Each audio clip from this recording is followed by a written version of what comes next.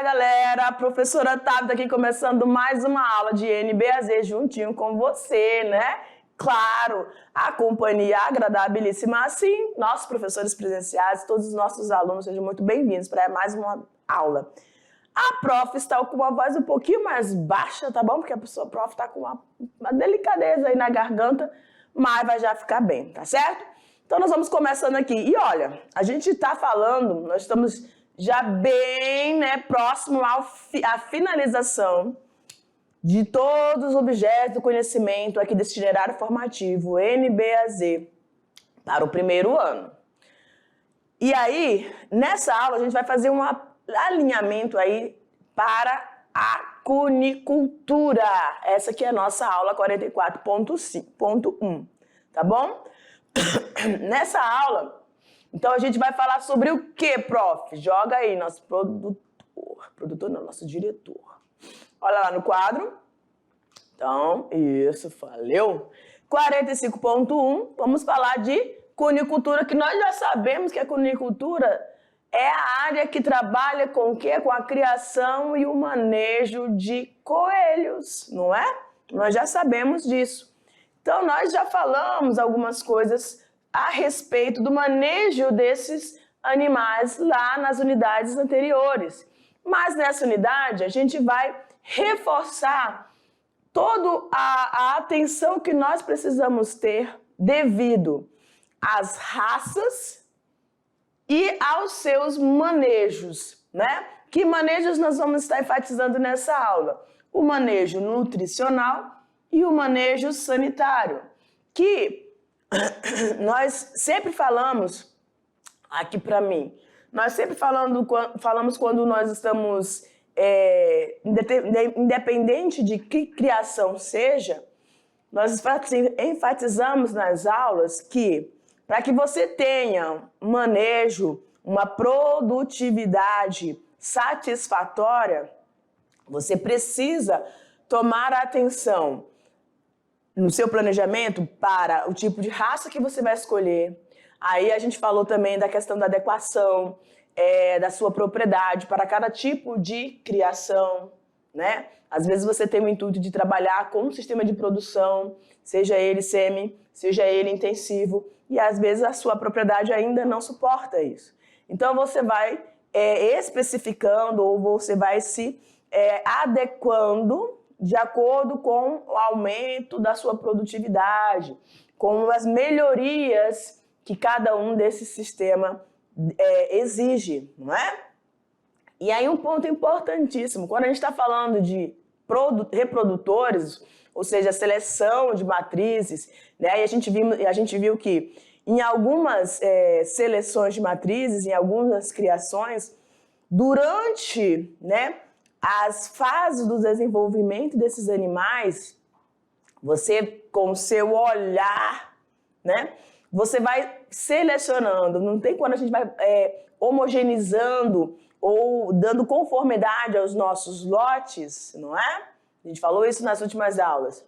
Então, quando a gente vai tentando padronizar esses lotes, a gente já vai ficar atento, porque a gente pode observar que com a mesma quantidade nutricional, os mesmos alimentos, para aquele lote eu tenho animais, alguns indivíduos, se destacando no seu desenvolvimento. Então, se o seu foco é para a venda de matrizes, né, reprodutores, então você já vai fazendo essa seleção.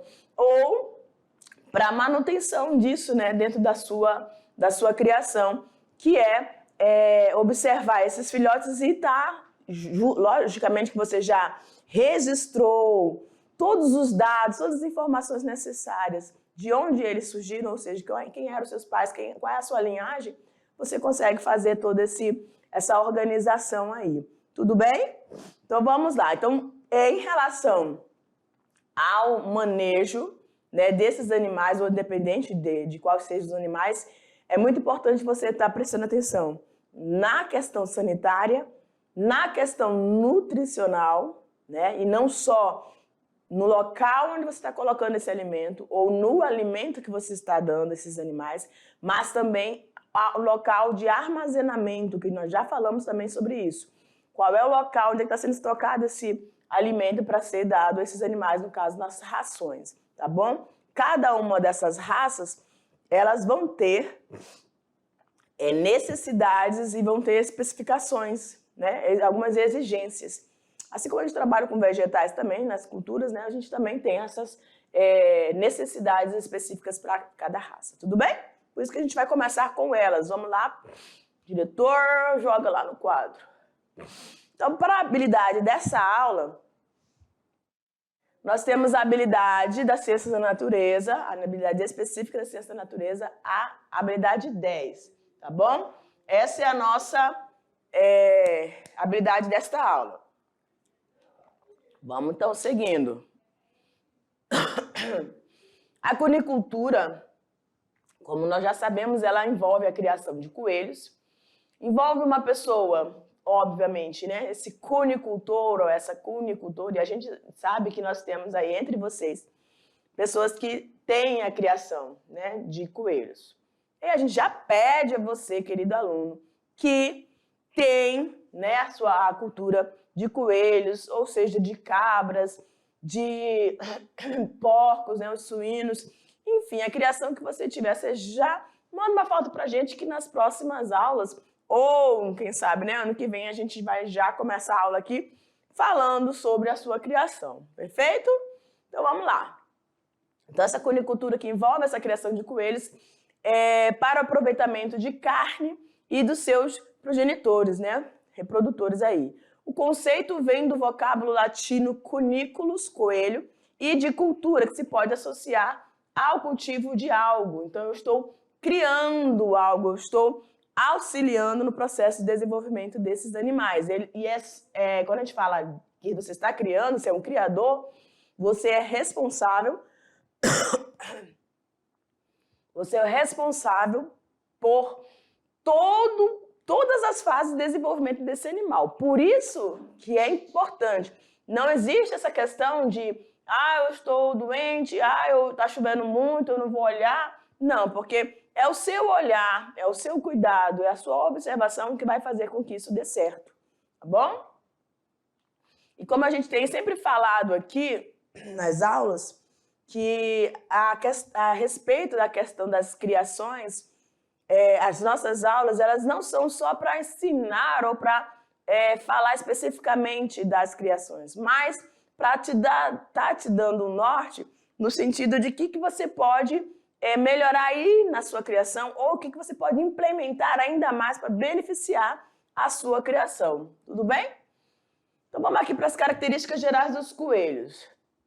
Nós sabemos que as características, nós estudamos isso na parte lá da biologia, né?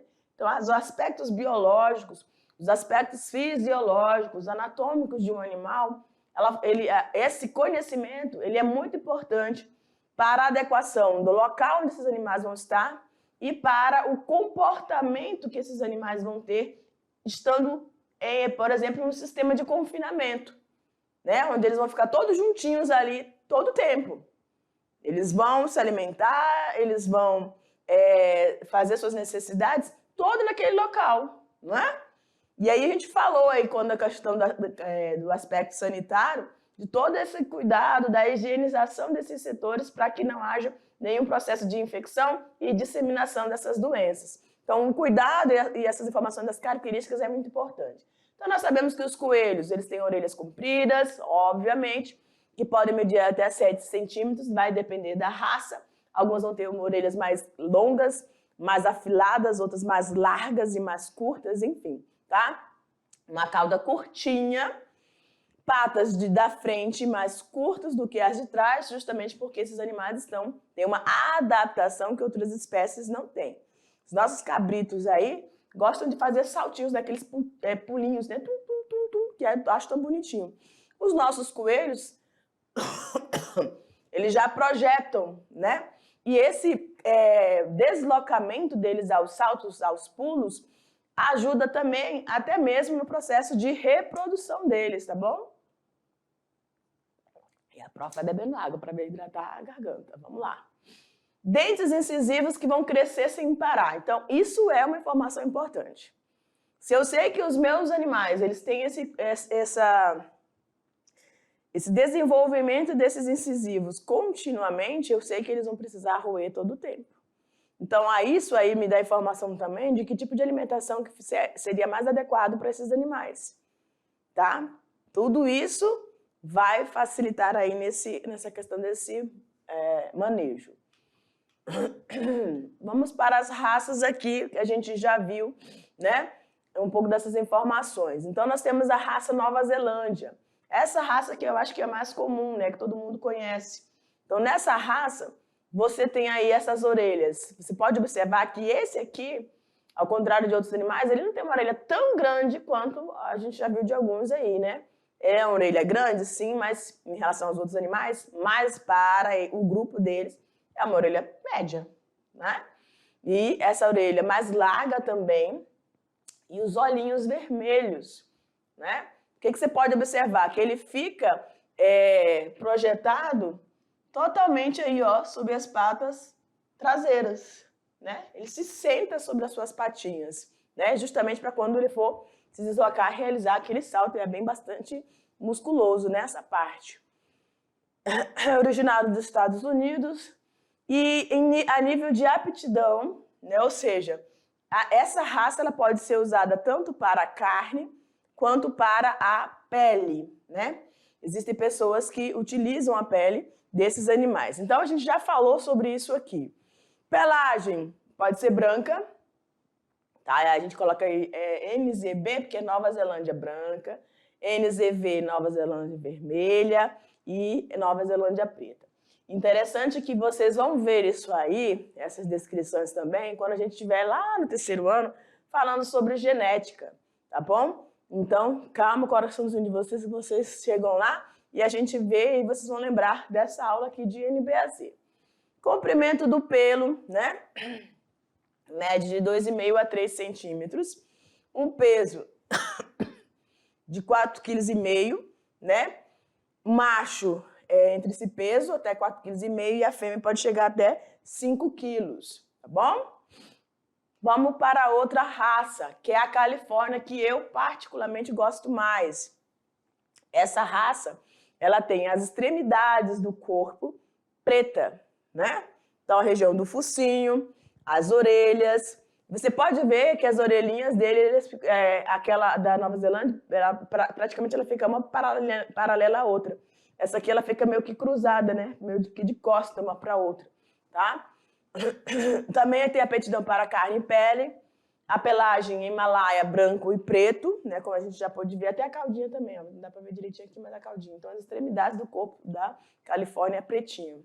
Comprimento do pelo de 2,5 a 3 centímetros e o peso do macho adulto, 4, a fêmea também até 4,5, tá? 4,5 kg. Aí temos a chinchila, né? Ela é originária da França, com aptidão para pele carne, pelagem chinchila, o nome dela, da raça, justamente em relação à comparação à pelagem, tá? Dentro das pelagens fusionadas, constituídos de 3 cores, tendo a base cinzenta, o meio branco e a ponta preta, né? Criando um conjunto cinzento mais claro ou mais escuro. Então, existem... É como se você estivesse pintando mesmo, né? E aí você faz essas colorações. Tem algumas partes mais brancas, né? As patinhas aqui. E outras partes mais acentuado. Então, você pode ver que no dorso dele, aqui, ó, é igual a alguns primatas, né? No dorso mais escuro, um cinza mais escuro. Tudo bem? Então, para cada uma dessas raças, você pode observar que essa daqui não tem nenhuma identificação no focinho e os olhinhos são escuros, né? Diferente lá do Nova Zelândia, tudo vermelhinho. Tudo bem? A orelha também um pouco mais larga, mais aberta. Vamos, então, ao manejo nutricional, tá bom? Então, o que a gente está falando aqui? Deixa eu aqui com vocês, rapidinho. Ó, eu não sei qual é a raça você que cria, né? Que você que é um cunicultor ou uma cunicultora aí na sua região. Mas, com certeza, você já deve ter feito algumas observações, né, na relação dessa questão do manejo nutricional. Você já percebeu o que essa raça que você tem aí, ela realmente aceitou. E isso favoreceu o seu sistema imunológico. A gente sempre fala, quando a gente fala questão nutricional, é lógico que é para o desenvolvimento do animal. Se o animal não se alimenta, ele vai perdendo peso, vai ficando fraco. Mas isso é muito voltado também para a imunização, o sistema imunológico dele. Nós precisamos fortalecer esse sistema imunológico para que ele se defenda naturalmente de algumas doenças, algumas infecções, seja virais, bacterianas, enfim, tá bom? Por protozoários.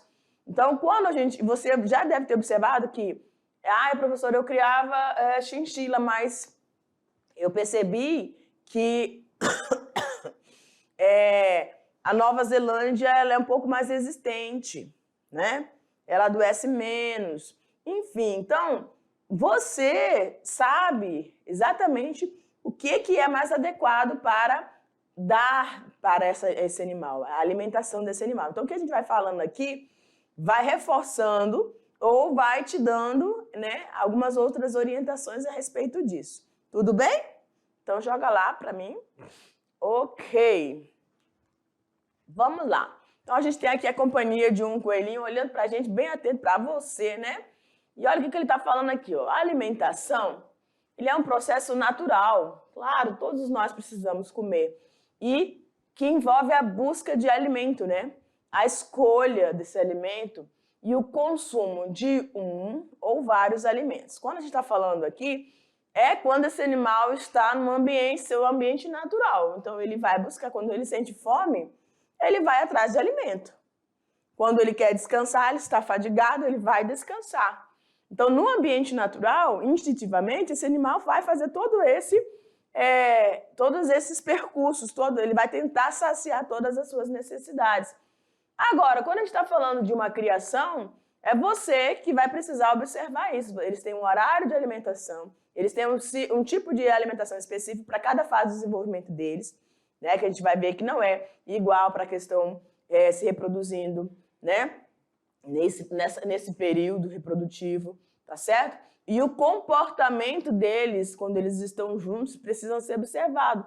Alguns podem ficar mais à força, alguns podem ter um comportamento meio agressivo, tá bom? Então, tudo isso tem que ser observado por você na sua criação, porque é você que está ali diretamente com eles, tá bom?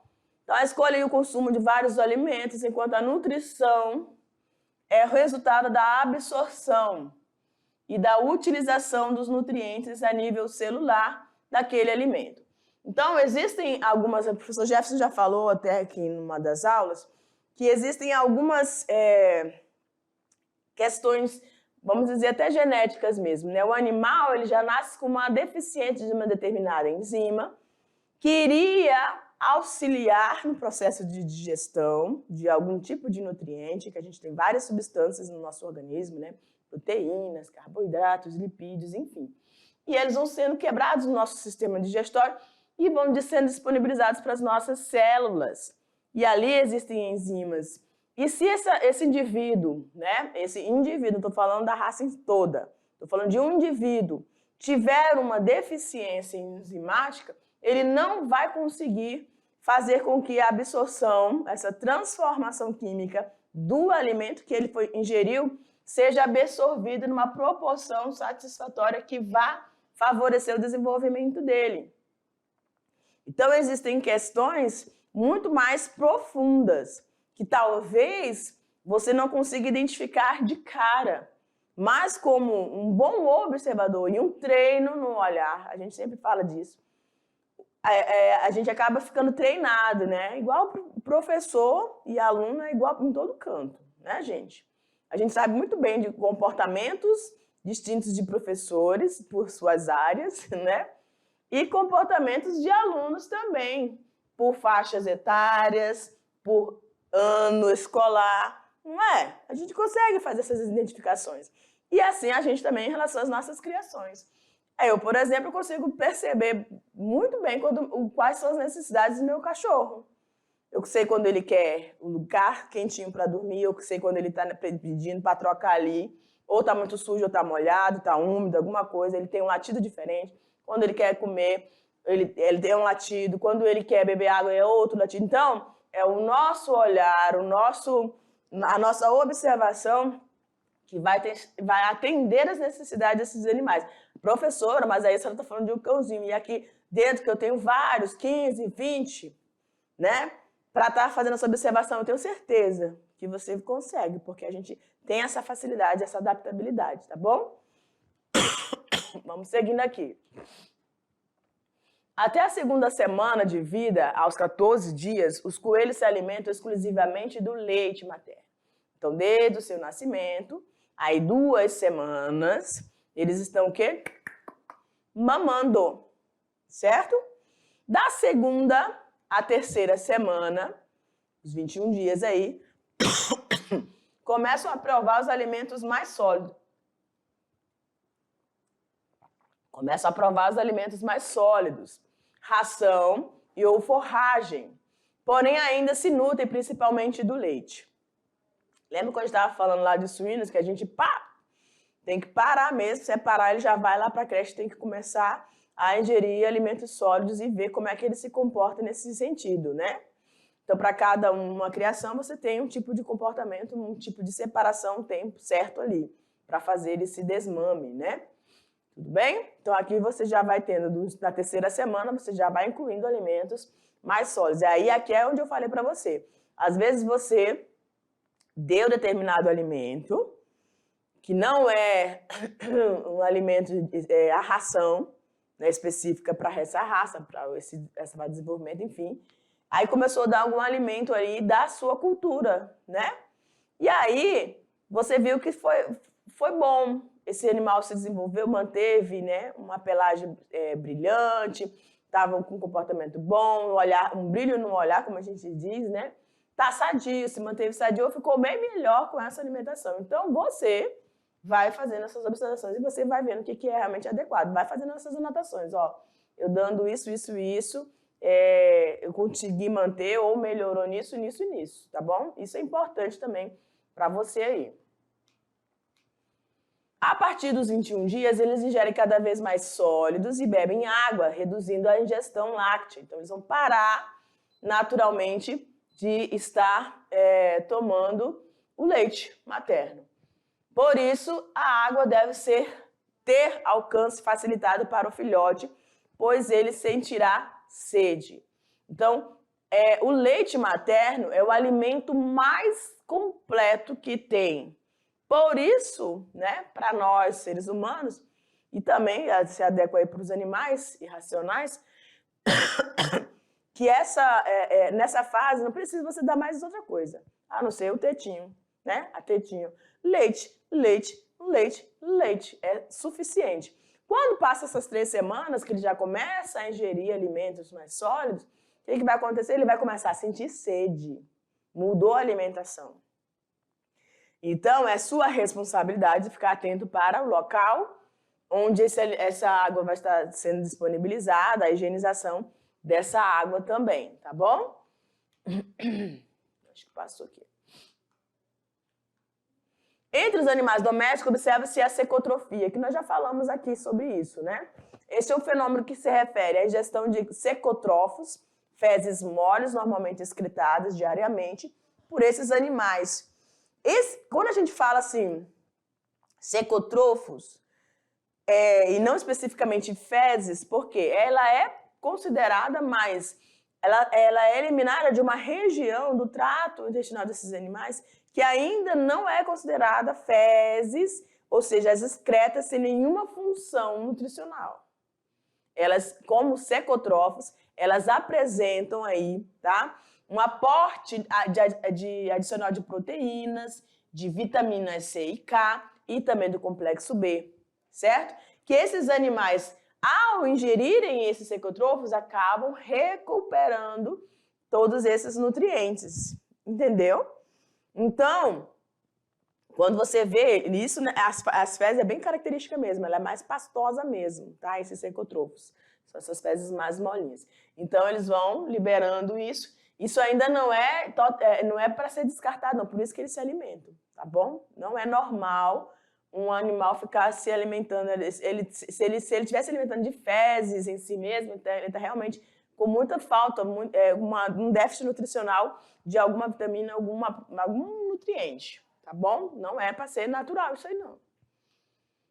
Mas lógico que como criador a gente sempre acaba mantendo esse ambiente limpo, coletando essas fezes para que não haja, né? Porque tem animal que é meio perturbado da cabeça mesmo. Vamos lá. Grande atenção deve ser dada diariamente na verificação dos comedouros, que não devem acumular pó, nem limo, né? Ou seja, higienizar, limpar, usar substâncias, né, que não sejam químicas para poder fazer essa higienização, para também evitar algum tipo de contaminação, tá? Mas sempre manter bem limpinho, tanto o local onde você vai colocar a ração, onde você vai colocar a forragem, enfim, dependendo do que você está dando ali, tá? Uma vez por semana, no mínimo, o cunicultor deverá retirar a sobra de ração do comedouro e proceder à limpeza peneirando, reutilizando a ração. Isso aqui é um ponto importante quando a gente fala da questão da observação, né? Da sua criação. Eu coloquei uma determinada quantidade, né? O Jefferson já falou isso aqui também em aula. Tem gente que pega aquele negócio de medir farinha e joga lá no... né? Joga a ração todinha lá, 1 quilo, acredito, né? Que aquilo ali mede 1 quilo. Jogou lá, né? Só que você tem que observar como é que está sendo a receptividade dessa alimentação.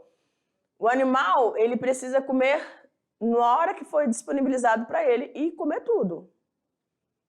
Se ele cheira, ou ele nem se aproxima quando chega a hora de alimentar, se alimentar, ele nem se aproxima na curiosidade ou mesmo realmente está com fome, ele vai lá instintivamente, se aproxima de você, alguma coisa está acontecendo. E se tem sobra, também precisa ter cuidado, tá? E observar, na hora de se alimentar, como é que está sendo essa alimentação para todos. Algumas raças, você tem ali onde eles colocam a cabecinha para cada um, o recipiente dos comedouros, né? Mas aqui não. Eles não têm esse sistema, eles vão disponibilizados ali os comedouros e eles vão visitando ali os comedouros que ficam distribuídos no local onde eles estão. Então pode ser que alguns tenham um apetite maior, né? E acabem se alimentando mais que o outro. E eles fazem parte do mesmo lote. Então isso aí também tem que ser observado por você, tá? Para que esse animal não fique sem se alimentar ou satisfatoriamente, certo? Não é muito interessante ficar sobrando, não. Mas, quando há essa sobra, então você vai peneirar, né? E vai reutilizar, certo? Ver se não está úmido, se não molhou, né? Não urinou, enfim, tá bom? Tem que fazer essa observação. É necessário que sejam utilizados 2 tipos de rações, sendo que uma para reprodutores e a outra para engorda. Então, aqueles que vão gerar e aqueles que vão ser, né, ou que vão estar na fase já para ser abatidos, né? A gente chama de terminação, fase de terminação. Essa exigência se faz necessária devido à necessidade nutricional dos animais, que é diferente de acordo com a fase. Lembra quando o prof estava falando sobre piscicultura, né? Que ele falou que alguns animais, a maioria das criações, na verdade, que quando estão próximos, estão lá na terminação, estão na fase de engorda, estão aumentando o peso, que esse é o objetivo, né? É a carne, o foco é a carne. E aí esses animais é retirado a ração, e aí por alguns dias, antes de serem abatidos, eles recebem a alimentação mais natural, porque para dar aquilo que eles sempre comentam em aula, que é a marmorização da carne, para dar um sabor diferente, para não ficar com aquele gosto, né? No caso dos peixes, eles sempre falam, né? O gosto de terra, né? Aqueles animais que são criados dali. Então, para tirar isso, você implementa aí alimentos mais naturais, tá bom? Então, isso também é feito aqui.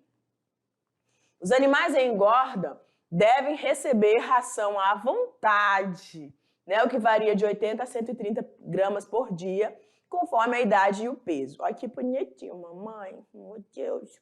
Já os animais em reprodução, então aqui, ó, período de engorda, a terminação, comida, comida, comida, comida, comida e comida, tá bom? Ração à vontade no sentido de você vai ver qual é a recepção dele para cada raça, tá bom? Já os animais em reprodução, sem filhotes ou no início da gestação, não podem receber a ração à vontade, não. Por quê, professora? Porque isso provocaria um excesso de peso e vai inibir a questão da fertilidade desses animais. Isso é muito interessante, que até em nós, né, seres humanos, isso acontece, tá? A questão do libido, a questão com peso a mais, mas enfim, né, questões hormonais estão aqui envolvidas nessa situação. As fêmeas, durante o terço final de gestação e lactação, devem receber a ração à vontade. Então, somente para aqueles, aqui, ó, sem os filhotes, no período de reprodução, somente os sem filhotes, e no iníciozinho da gestação é que eles vão ter a sua ração controlada, tá bom? Já aí, para os que estiverem lá na terminação e aqui no terço final de gestação ou lactação, pode dar a ração. Tudo bem? E vamos falando aqui sobre o manejo agora sanitário, ou seja, os cuidados que eu e você precisamos ter no trato dos nossos animais.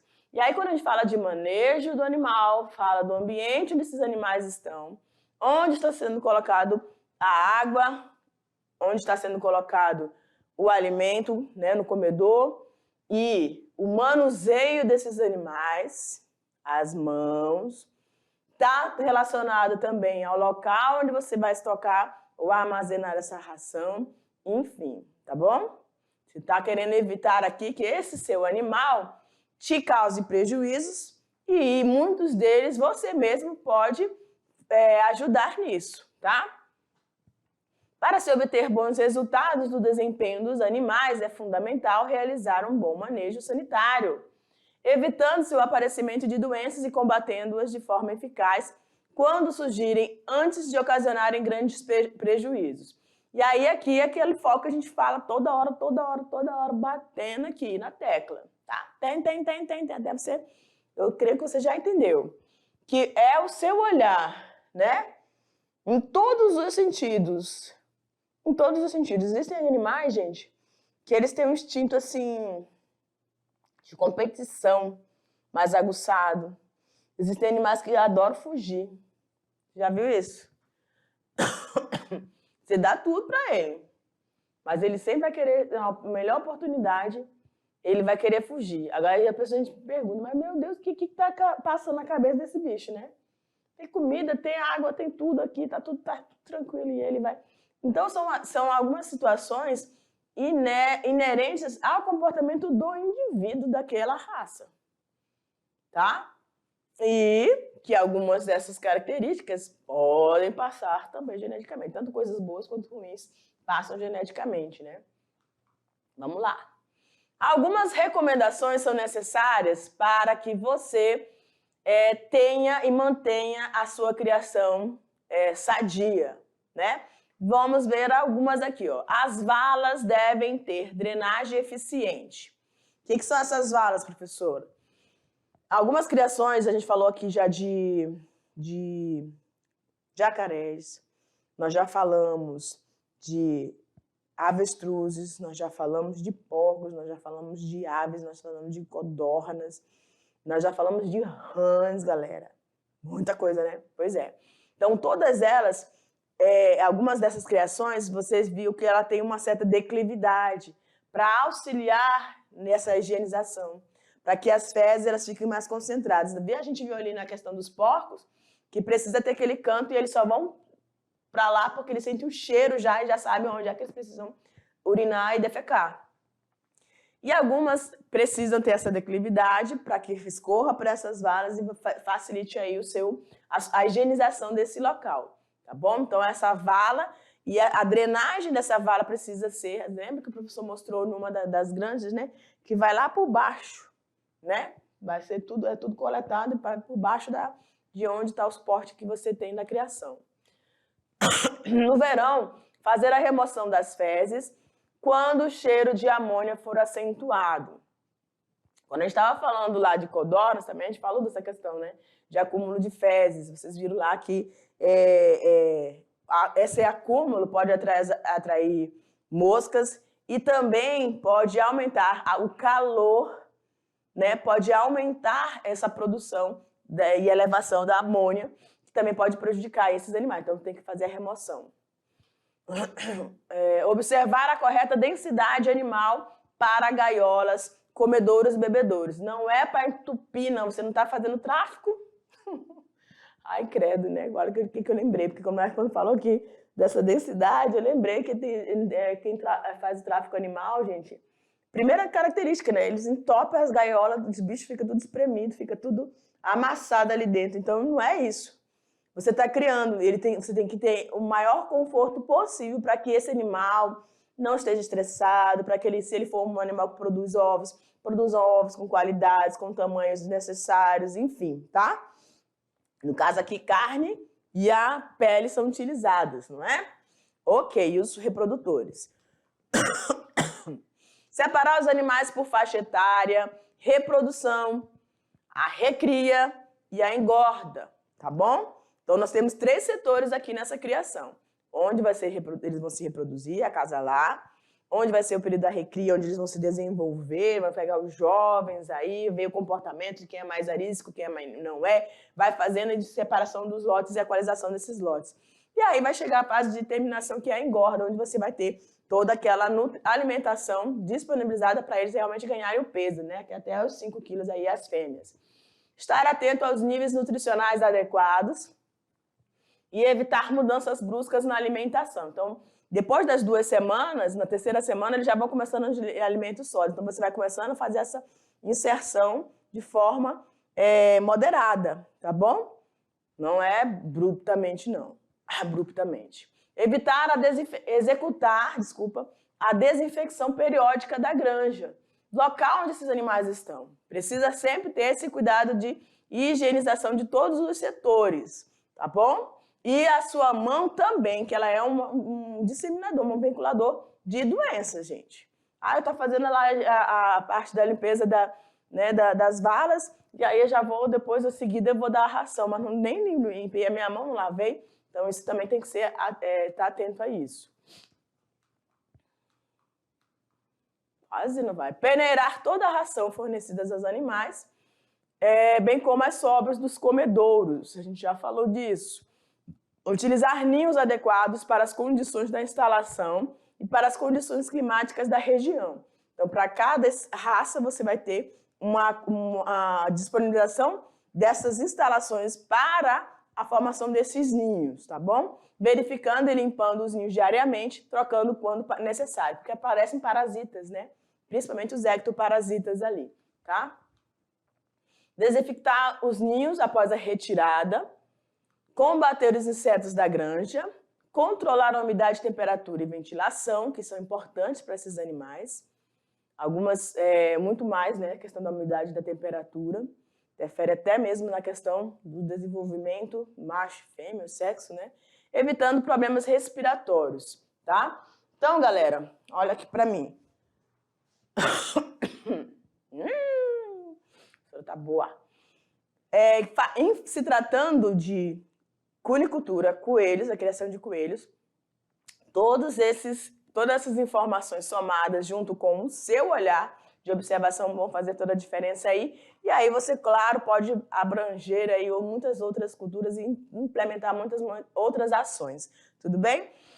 Um beijo e eu te espero na nossa revisão, tá bom? Tchau, tchau!